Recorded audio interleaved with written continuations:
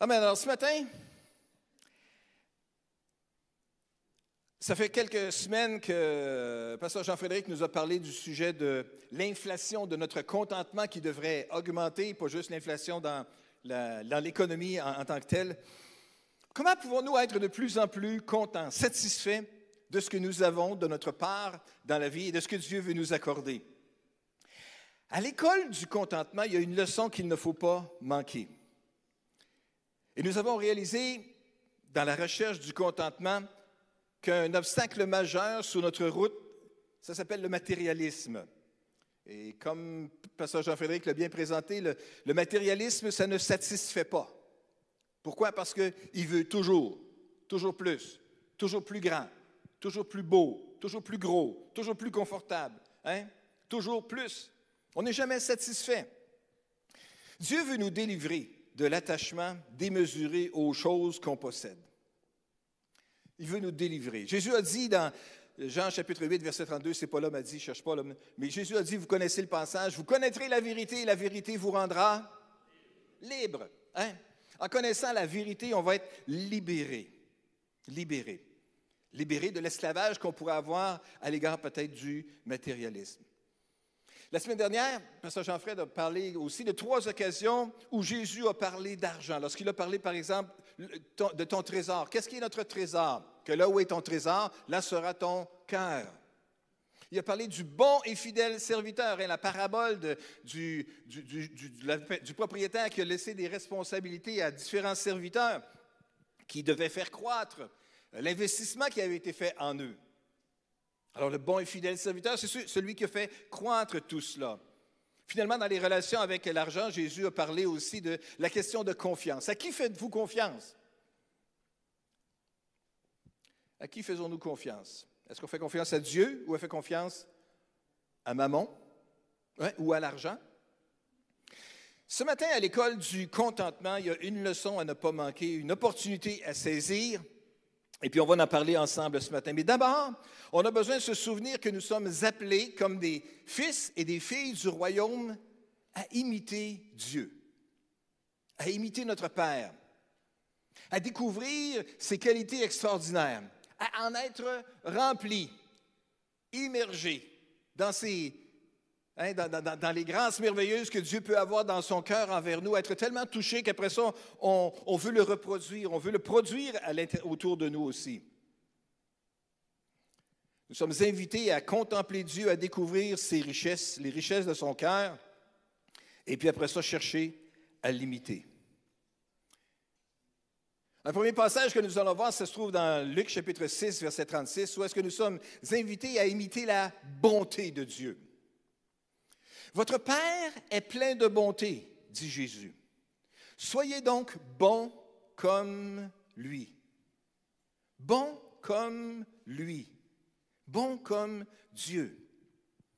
Dans le passage où est-ce que cette citation-là se trouve, dans le passage précédent, les quelques versets précédents, Jésus dit à ses disciples que c'est important qu'ils aiment leurs ennemis, qu'ils leur fassent du bien. Faites du bien à vos ennemis. C'est pas de même que le monde agit autour de nous autres, n'est-ce pas? En fait, les gens sont méchants les uns envers les autres sans que quelqu'un ait été méchant envers eux.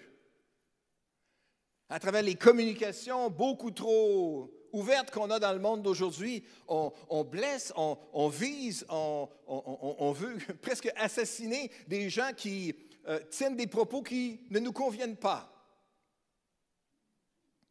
Jésus dit, soyez donc bons, comme votre Père. Accordez à vos ennemis le même respect, les mêmes droits que vous désirez pour vous-même. Faites aux autres ce que vous voudriez qu'il soit fait pour vous. Amen. Voilà quelle une belle règle d'or à se rappeler et à se souvenir dans les relations à avoir avec nos confrères et consoeurs de travail ou avec nos voisins, ou etc., etc., etc. Être bon. Un esprit qui est prêt à pardonner le tort de ses ennemis démontre que ça provient d'une personne qui a reçu le pardon de Dieu. Je sais qu'il y a des personnes qui peut-être ont souffert ou souffrent peut-être d'agressions importantes autour d'eux. Et lorsqu'on est agressé, on n'est pas trop dans un mode pardon, on est dans un mode de survie, on essaie juste de se protéger. Mais après que la menace s'éloigne, doit venir le pardon aussi. Un esprit prêt à pardonner. Le tort qui nous a été fait, ça démontre un cœur de quelqu'un qui sait qu'il a été pardonné. Nous avons tous été pardonnés. Je ne connais pas la vie de tout le monde ici. Je connais la mienne et je sais que j'avais besoin du pardon de Dieu. Est-ce qu'il y a d'autres personnes ici présentes qui avaient besoin du pardon de Dieu dans leur vie? Hey, si on est ici, c'est parce qu'on sait qu'on avait besoin du pardon de Dieu. On sait qu'on a beau faire tous les efforts qu'on veut pour essayer de faire ou d'accomplir ou d'être le type de personne qu'on devrait être, on n'est pas capable d'arriver à la hauteur de cela. Et on a péché, on a désobéi, on a blessé des gens. Dieu est plein de bonté, il veut qu'on soit plein de bonté envers les autres, et on peut être plus plein de bonté pour les autres lorsqu'on a réalisé la grandeur, la profondeur de la bonté que Dieu a envers nous autres. Si on est plein de critiques plutôt que d'être compatissant, nous recevrons aussi de la critique. On sera traité de la manière dont on a traité les autres. Mais si nous traitons les autres avec générosité, avec grâce, avec compassion, ces qualités pourraient bien nous revenir en retour aussi. On va récolter ce qu'on aura semé. Ce n'est pas facile, le pardon, quand on sent qu'il y a quelqu'un qui a une dette envers nous autres. Puis il n'a pas l'air d'avoir envie de la payer, cette dette-là. Il nous a blessés, il aurait dû peut-être venir s'excuser, demander pardon ou compenser peut-être pour la perte de quelque chose. Mais non, ce n'est pas là. Puis moi, là, je devrais, en innocent, pardonner à cette personne-là. Oui, soyez donc bons comme votre Père céleste. Est-ce que Dieu est plein de bonté? Est-ce que Dieu est capable de pardonner? Vous savez, tout et chacun d'entre nous, il y en a des multitudes de péchés dans la salle ici qui ont été accomplis dans le passé. Pas un matin, non. Un matin, c'est dimanche. Dimanche, on se comporte bien parce qu'on va à l'église, là, hein? Oui. On va être capable de ne pas être trop hypocrite quand on va louer Dieu. Alors, on s'arrange pour être correct le dimanche, hein? Mais, dans le passé, il y a bien des choses qui ont pu arriver et qui, sans aucun doute, sont arrivées aussi. Mais Dieu nous a pardonnés. Dieu nous a fait grâce. Alors, mes amis, imitons Dieu dans sa bonté. Soyez donc bons comme votre Père céleste est bon. Soyez donc bons comme lui. Dans un autre passage de l'imitation de Dieu, dans Matthieu chapitre 5, ça commence à se corser encore plus. Ça nous dit, votre Père céleste est parfait. Soyez donc parfaits comme lui. Que tous ceux qui sont parfaits lèvent la main. Je ne la lèverai même pas pour montrer ça, hein? Non. Il faut qu'on sache, par contre, que le mot « parfait » dans Matthieu 5, 48 que nous lisons ici n'implique pas la perfection sans péché parce que cela est impossible dans cette vie. Et tout le monde dit « Amen ». Oui, c'est ça. Ouf, OK, c'est correct. Mais parfait ici signifie être complet, mature. C'est vrai qu'on ne pourra peut-être pas acquérir un caractère comme Jésus et une vie sainte soudainement, mais nous pouvons grandir vers une maturité de plus en plus grande. Et de la même façon que nous nous attendons à un comportement différent d'un petit être humain en croissance. On ne s'attend pas qu'un bébé naissant ait une conversation sur la grandeur de la philosophie, de l'approche philosophique qu'on devrait avoir vis-à-vis des grands conflits mondiaux. Hein? Un bébé, c'est un bébé. Il va apprendre juste à dire gaga, gougou, quelque chose comme ça. Éventuellement, maman. Éventuellement, papa. Et éventuellement, grand-papa. Oui, c'est ça. Hein? Bon, c'est ça. On ne s'attend pas donc les conversations d'un bébé, que ce soit autre chose que celle d'un bébé. Mais après ça, il grandit, il devient un enfant. Alors, dans son vocabulaire, ça devrait grandir. Hein? Il va commencer à aller à l'école, il va apprendre ses lettres, il va apprendre quelques mots de vocabulaire, il va développer son vocabulaire indépendamment de ce qu'il est et de ses affections, ce qu'il aime, bien, il va peut-être lire plus, puis découvrir plus, et peut-être élaborer plus de vocabulaire. Ça appartient dans les différences de chacun. Mais on s'entend qu'il n'agit plus, il ne se comporte plus, puis il ne parle plus comme un bébé. Il est un enfant. Puis il devient un ado. Il perd tout ce qu'il a appris. Il ne se rappelle plus comment parler comme il faut. Hein? Il prend une posture, une façon de s'habiller, en tout cas, bref, c'est ça. Il découvre donc la distance à avoir avec la famille. Et heureusement, ça ne dure pas éternellement. On survit à l'adolescence de nos enfants. Mais après ça, ils deviennent des adultes. On espère certainement qu'ils vont agir et se comporter de façon différente, hein? En étant maintenant capables d'assumer des responsabilités, d'occuper un emploi, de prendre soin de ceux qui l'entourent, de faire des bons choix dans la vie, etc. On s'attend donc à un comportement différent d'un bébé, d'un enfant, d'un ado et d'un adulte. Êtes-vous content d'être dans la section des adultes aujourd'hui? Soyez pas offensés si je vous ai... Vous n'êtes pas des bébés, vous n'agissez pas, puis vous ne parlez pas comme des bébés. Vous n'avez même pas l'air de des bébés non plus. Bref, on a besoin de croissance, et c'est ça l'idée ici. On ne s'attend pas donc à un comportement le même pour les différents stages de la croissance. De la même manière, Dieu s'attend à un comportement différent pour nous, dépendamment de notre étape de développement spirituel. Nous pouvons être parfaits si notre conduite est appropriée selon notre niveau de maturité. C'est un petit bébé parfait. On ne demande rien de plus que le bébé, hein? La perfection, donc, c'est agir de façon appropriée à son niveau de maturité. Soyez donc parfaits comme votre Père céleste est parfait. Agissez donc dans votre comportement, dans vos paroles, avec le degré de maturité spirituelle où vous êtes rendu. Parfait, mais avec encore de la place pour la croissance, hein, pour encore le développement. Dieu nous appelle à nous élever au-dessus de la médiocrité, frères et sœurs, et à maturer dans divers aspects de vie pour devenir comme lui. C'est pas tout, lorsqu'on est né de nouveau, qu'on a suivi quelques cours bibliques, qu'on a lu les Écritures, qu'on a réussi à traverser la Bible au complet une fois, et puis qu'on est venu à l'Église suffisamment de fois, on peut être capable de cocher. Je suis même devenu peut-être membre officiel de l'Église. J'ai été rempli du Saint-Esprit. Voilà, c'est complet, je suis mature total. Erreur, c'est pas vrai. Il y a encore de la place pour la croissance. Il y a encore de l'amour à ajouter dans ce cœur-là. Hein? Il y a encore de la maturité à développer. Il y a encore de la connaissance à faire. Il y a encore du service à découvrir, des habiletés à développer.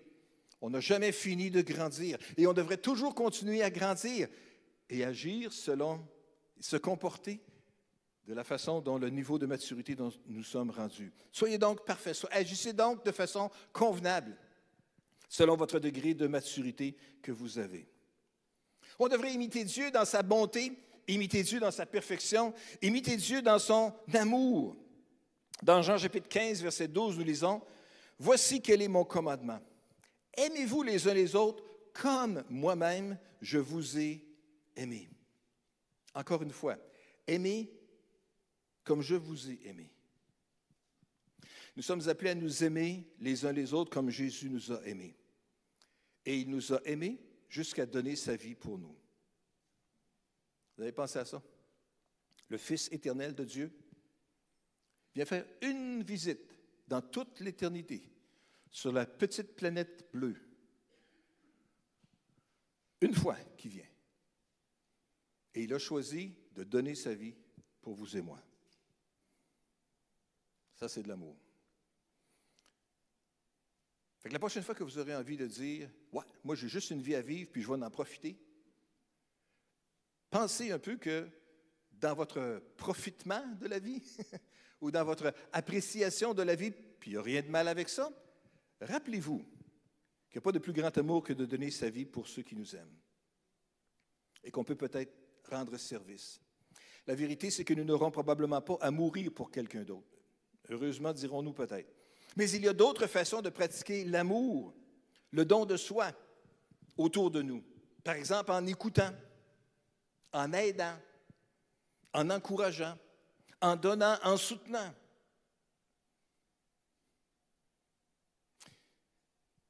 Ce matin, pensez à quelqu'un qui a particulièrement besoin de cette sorte d'amour aujourd'hui.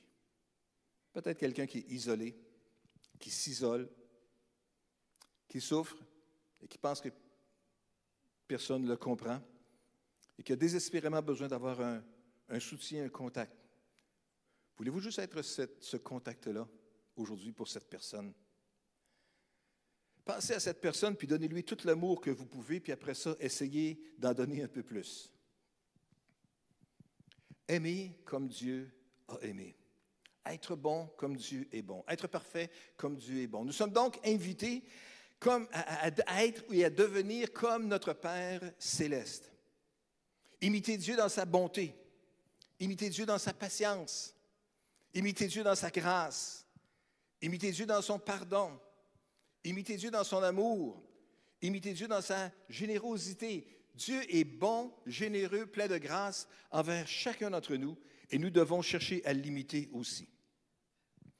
Et dans l'apprentissage de la générosité en honorant Dieu, il y a ce passage que j'aimerais partager avec vous dans Proverbes chapitre 3 et verset 9 ce matin, qui nous dit « Honore l'Éternel en lui donnant une part de tes biens et en lui offrant les prémices de tous tes revenus. Alors tes greniers regorgeront de nourriture et tes cuves déborderont de vin. » Honorer l'Éternel. Comment en lui donnant une part de nos biens?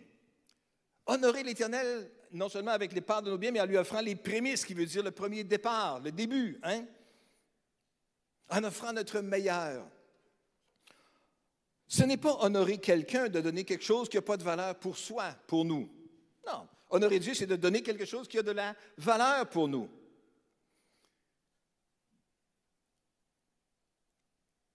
Qu'est-ce que vous donnez dans un bac de recyclage?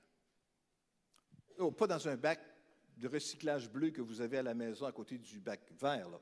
Mais un bac de recyclage pour des organismes comme Centraide ou comme le Café Rencontre, par exemple, qui est ici sur le coin du stationnement, ou l'Armée du Salut, des choses comme ça. Qu'est-ce que vous mettez dedans? Bien, sans aucun doute, des vêtements qui ne vous conviennent plus, qui sont peut-être passés date, mais qui sont encore bons. C'est correct, c'est bien de faire ça. Vous ne mettez pas des choses déchirées. Non. Quoique les jeans aujourd'hui, c'est déchiré et sont encore au magasin.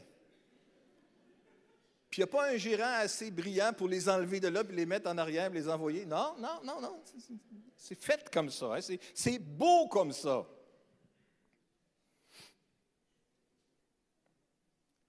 C'est drôle hein, comment que les modes changent et tout ça. Hein? Il y a eu un temps où tout devait être tellement tout bien placé et tout. Aujourd'hui, on préfère tellement que les choses aient l'air tellement plus usagées et usées, brisées, percées. En tout cas, bref, tout ça pour vous dire qu'on ne donne pas des vieilles choses, des cochonneries, hein? Dans des choses même qu'on veut envoyer à du recyclage, parce qu'on se dit, la personne qui va le recevoir, qu'elle puisse le recevoir comme quelque chose de valeur, comme quelque chose qui est bien, quelque chose qui est beau, et qui peut encore apporter suffisamment de chaleur et de dignité à cette personne-là. Hein? On ne veut pas offrir ce qu'on est prêt à jeter, ce qui n'a plus de valeur. Il faut choisir d'offrir plutôt la qualité. Honore l'Éternel en lui donnant une part de tes biens. On devrait honorer. Et la Bible dit qu'on devrait honorer nos parents. Honore ton père et ta mère, hein? Alors, c'est bien. Comment qu'on honore?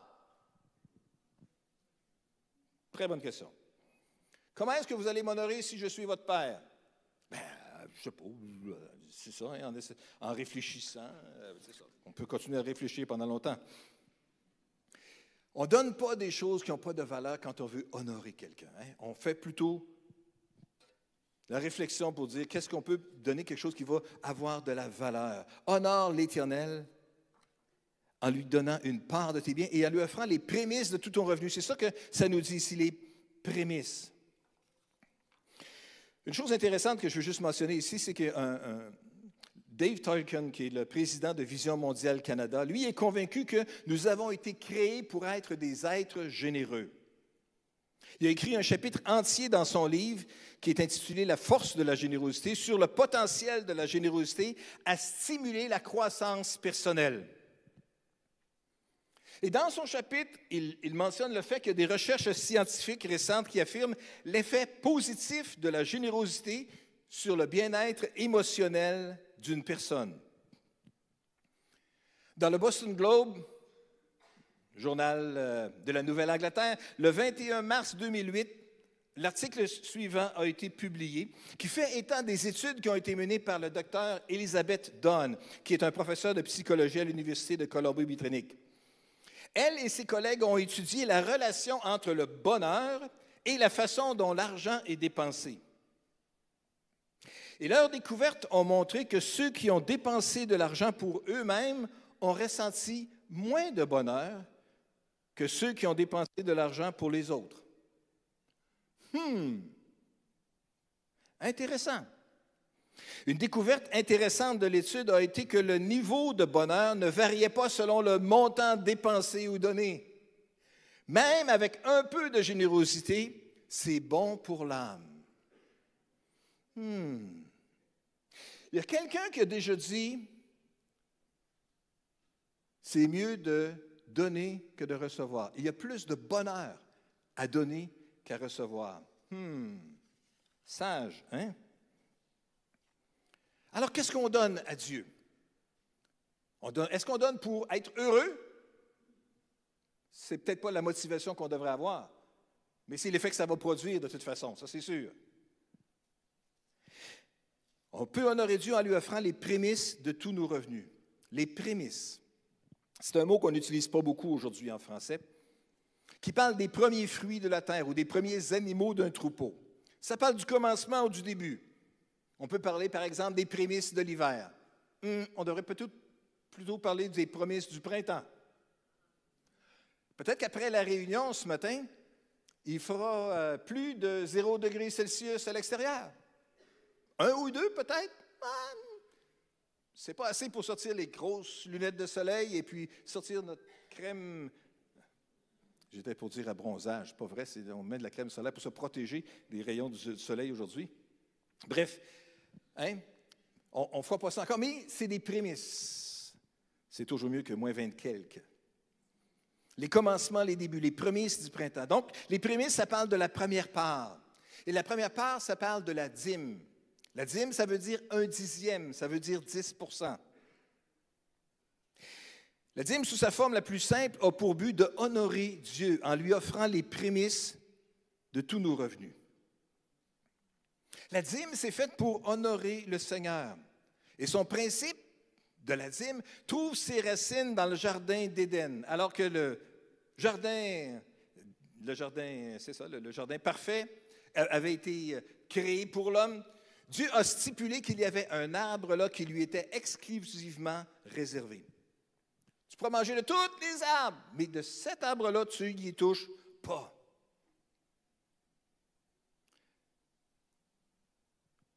C'était exclusivement réservé. On ne pouvait pas y toucher. Et de la même manière, nous, les chrétiens, les croyants, aujourd'hui, on est exhortés à utiliser nos richesses pour honorer Dieu. Et ceux qui pratiquent le bien, avec ce dont ils disposent, auront encore plus pour faire encore plus. Et c'est ça que la Bible nous dit ici. Honore l'Éternel, tu lui offres les prémices de tes revenus, et alors tes greniers regorgeront. Et tes cuves déborderont. Vous voyez les verbes qui sont utilisés ici, de regorger, de déborder. C'est une promesse de bénédiction et de provision qui vient avec la réalité de collaborer à ce que Dieu nous demande et de simplement lui offrir régulièrement la dîme de tous nos revenus. Ce qui rappelle un autre passage dans Malachie, chapitre 3 et verset 10. « Apportez donc vos dîmes dans leur totalité dans le trésor du temple, pour qu'il y ait des vivres dans ma demeure. De cette façon-là, mettez-moi à l'épreuve, déclare l'Éternel, le Seigneur des armées célestes. Alors vous verrez bien si de mon côté, je n'ouvre pas pour vous les écluses des cieux et si je ne vous comble pas avec surabondance de ma bénédiction. » Les gens qui donnent avec joie leur dîme, leur offrande à Dieu, découvrent que ce qui reste peut faire plus et amène toute une bénédiction. Donner, c'est un acte de foi. C'est sûr, c'est se priver de quelque chose. Mais Dieu est capable de récompenser cette foi-là de plusieurs façons. Ce n'est pas la raison pour laquelle on devrait donner. Donner pour avoir encore plus. Ce n'est pas la bonne idée. Ça ferait une motivation qui serait plutôt égoïste. Mais on peut choisir de donner volontairement parce que nous aimons Dieu, parce que nous voulons l'honorer, parce que nous voulons lui obéir, parce que nous voulons être généreux comme Dieu est généreux. Mettez-moi de la sorte à l'épreuve. Dieu savait que ça ne serait pas évident pour le peuple, même d'Israël, de vivre sous cette loi de la dîme et de devoir remettre le 10e de leur revenu à Dieu et au service de Dieu. Mais Dieu les encourageait ici, il disait, faites-le, mettez-moi de la sorte à l'épreuve, testez-moi là-dessus, et vous allez voir si je ne répandrai pas la bénédiction sur vous. Ça serait un bon moment peut-être d'avoir plein de témoignages de personnes qui ont donné et qui ont vécu la bénédiction de Dieu. Je ne ferai pas ça ce matin, par souci de ne pas avoir l'air peut-être de manipuler. Mais je le sais, dans ma vie personnelle, dans notre vie personnelle, Christine et moi, on a tout le temps été fidèles à donner notre dîme. À travers toutes les années, on n'a jamais manqué de rien. Il a pourvu, comme il l'a fait pour son peuple dans le désert, qui ont gardé les mêmes 20 ans pendant 40 ans, puis qui n'étaient pas encore usés. Ça fait pas 40 ans que j'ai cet habit-là. Ça fait quelques années quand même. Ça remonte au mariage de Christian. Ça fait 7 ans, oui, c'est ça. Ce serait dû, c'est ça? Non? Okay. Pas usé quand même, bien, c'est correct. Hein? Non, mais satisfait, content, satisfait de tout cela. On peut expérimenter le contentement, mes amis, lorsqu'on apprend à être généreux. Et moi, je pense qu'on peut le voir de différentes façons. Oh non, dis-moi pas le matin, c'est le matin qui parle de l'argent, peut-être ça. Hein. On peut le voir comme un moyen qui est une agression biblique sur la souveraineté de votre gestion de vos finances. Ou vous pouvez le voir plutôt, non pas comme une loi, comme une obligation, comme un fardeau, bien que Dieu nous demande de le faire, mais de le voir plutôt comme une invitation à expérimenter la fidélité de Dieu. Ouais. Choisissez plutôt la partie du verset qui disait « Essaye ça pour voir, mon ami. Mettez-moi de la sorte à l'épreuve, puis vous allez voir. » Dieu va pourvoir à chacun de nos besoins. Des personnes à travers les années qui m'ont demandé « Pasteur, est-ce que je devrais attendre d'avoir fini de payer mes dettes avant de donner ma dîme? » Le problème, c'est que si on agit comme ça, on n'apprendra jamais. Il y aura toujours des dettes, il y aura toujours des paiements, il y aura toujours des factures qui vont arriver et qui vont nous empêcher de le faire. La réponse était non. Commence tout de suite. Ah, mais jamais de la vie, ça ne balancera pas dans mon budget. Sais-tu quoi? Coupe ça à moitié. Commence avec juste la moitié, 5 pour le fun. Puis tu vas voir comment ça va marcher, puis après ça, tu pourras l'augmenter au fur et à mesure aussi. Check, vérifie, mettez-moi de la sorte à l'épreuve et vous verrez. Dieu va pourvoir. Pourquoi renoncerait-on à la joie d'être généreux comme notre Père céleste? Hein? Alors qu'il nous dit, faites-le, puis vous verrez bien. Vous verrez bien. C'est une invitation, dans le fond, à vivre plus, à expérimenter plus, à voir encore plus la grandeur de Dieu et la puissance de Dieu et sa capacité à pourvoir à tous nos besoins, à expérimenter encore plus. Remplis-moi, inonde-nous de ta présence. Ouvre nos yeux, Seigneur, pour qu'on puisse voir encore plus les réalités de ton royaume et la grandeur de ton royaume.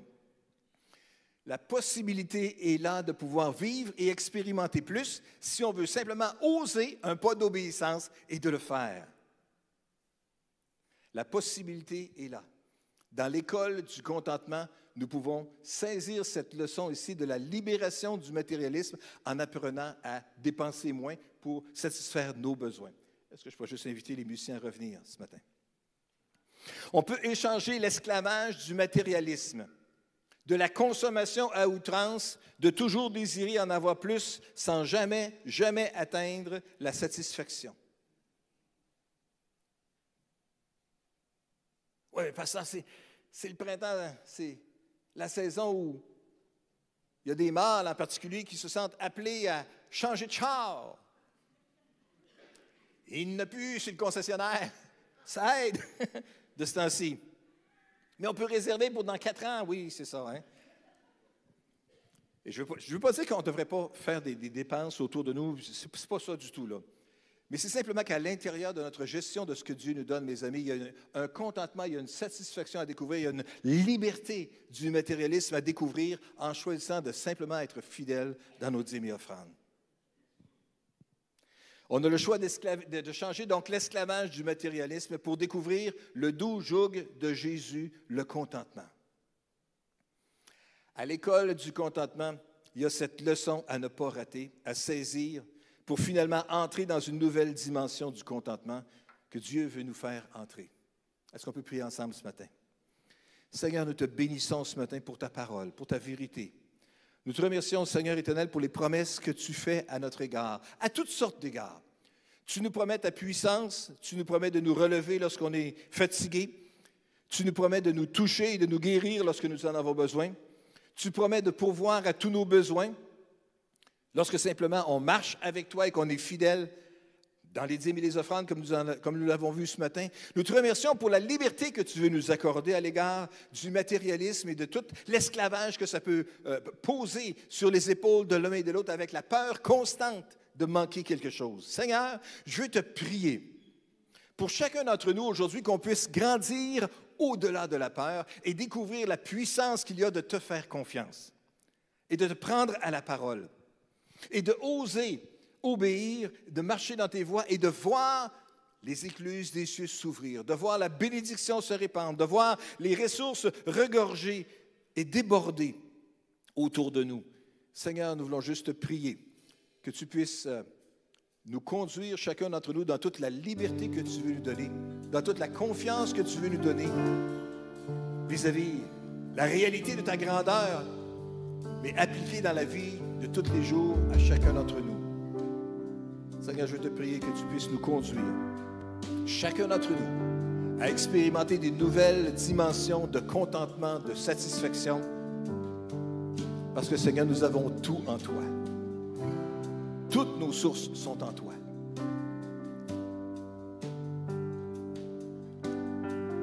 Alléluia. Notre plus grand bien se trouve en toi, Seigneur.